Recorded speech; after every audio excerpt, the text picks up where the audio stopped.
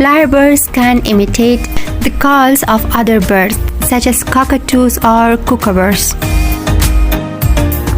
Man-made sounds including chainsaws, car alarms, camera clicks, and even human voices.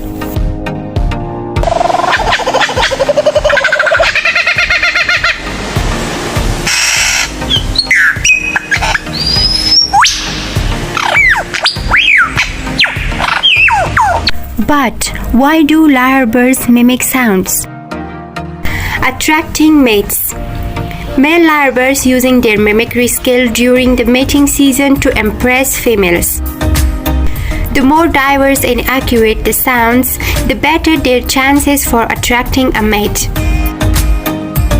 Communication and defense. Mimicry can also be used to warn other birds for